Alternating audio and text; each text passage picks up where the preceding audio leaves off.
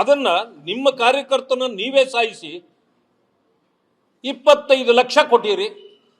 ಮಾನ್ಯ ಜಮೀರ್ ಅಹಮದ್ ರವರನ್ನ ಕೇಳಲಿಕ್ಕೆ ಬಯಸ್ತೇನೆ, ನೀವು 25 ಲಕ್ಷ ಹಣ ತೆಗೆದುಕೊಂಡೋಗಿ ಕೊಟ್ರಲ್ಲ, ಯಾವ ಅಕೌಂಟಿಂದ ಡ್ರಾ ಮಾಡಿದ್ರಿ? ಅದು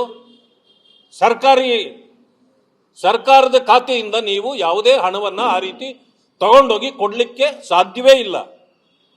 ನಿಮ್ಮ ಅಕೌಂಟಿಂದ ಕೊಟ್ರ ಅಥವಾ ಸರ್ಕಾರದ್ದು ಅಂತ ಹೇಳಿದ್ದೀರಿ, ಅದು ಸತ್ಯನಾ? ಸತ್ಯ ಆದರೆ ಕ್ಯಾಶ್ ಹೆಂಗೆ ಕೊಟ್ರಿ? ನೀವು ಚೆಕ್ ಕೊಡಬೇಕಾಗಿತ್ತು. ಆಮೇಲೆ ನಿಮ್ಮ ಕಾರ್ಯಕರ್ತನ ನೀವೇ ಸಾಯಿಸಿ ಸರ್ಕಾರ ಯಾಕೆ ಹಣ ಕೊಡಬೇಕಾಗಿತ್ತು? ನಾನು ಹುಟ್ಟಿದಾಗಲೇ ನಾನು ಶ್ರೀಮಂತನಾಗಿ ಹುಟ್ಟಿದ್ದೀನಿ ಅಂತ ಹೇಳಿದಿರ್ತಕ್ಕಂಥ ಭರತ್ ರೆಡ್ಡಿ ಅವ್ರ ಕೈಲಿ ಕೊಡಿಸ್ಬೇಕಾಗಿತ್ತು. ಅದನ್ನ ಯಾಕೆ ಇವ್ರ ಕೈಲಿ ಕೊಡಿ? ನಮ್ಮ ಸರ್ಕಾರದ ಹಣ ಕೊಟ್ರಿ ನೀವೇ ಸಾಯಿಸಿ ನಿಮ್ಮ ಕಾರ್ಯಕರ್ತನ್ನೇ ನೀವು ಸರ್ಕಾರದ ಹಣಕ್ಕೆ ಯಾಕೆ ಕೊಡ್ಬೇಕ? ಪಕ್ಷದಿಂದ ಕೊಡಬೇಕಾಗಿತ್ತು. ಇದೆಲ್ಲ ಮಾಡದೆ ಅಪಾದನೆ ಮಾತ್ರ ಭಾರತೀಯ ಜನತಾ ಪಕ್ಷದ ನಾಯಕರನ್ನ ಮಾಡ್ತಕ್ಕಂಥದ್ದು ಸರಿಯಲ್ಲ. ನಿಮ್ಮ ಈ ಗೂಂಡಾ ವರ್ತನೆಯನ್ನ ಭಾರತೀಯ ಜನತಾ ಪಕ್ಷ ಸಹಿಸಿಕೊಳ್ಳೋದಿಲ್ಲ.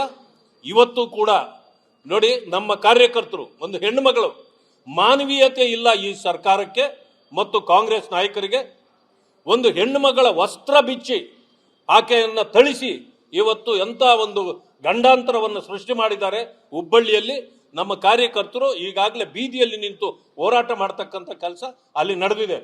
ಅಂದರೆ ಕಾಂಗ್ರೆಸ್ ಕಾರ್ಯಕರ್ತರು ಮತ್ತೆ ಮುಖಂಡರು ಮತ್ತು ಈ ಸರ್ಕಾರ ಎಲ್ಲರೂ ಸೇರಿ ಭಾರತೀಯ ಜನತಾ ಪಕ್ಷದ ಕಾರ್ಯಕರ್ತರನ್ನ ಇವತ್ತು ಟಾರ್ಗೆಟ್ ಮಾಡಿ ಎಲ್ಲದರಲ್ಲೂ ನಮ್ಮನ್ನ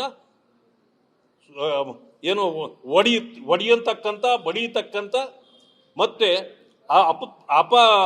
ಕೀರ್ತಿಯನ್ನು ತರತಕ್ಕಂಥ ಕೆಲಸಗಳನ್ನು ಮಾಡಲಿಕ್ಕೆ ಹೊರಟಿದ್ದಾರೆ.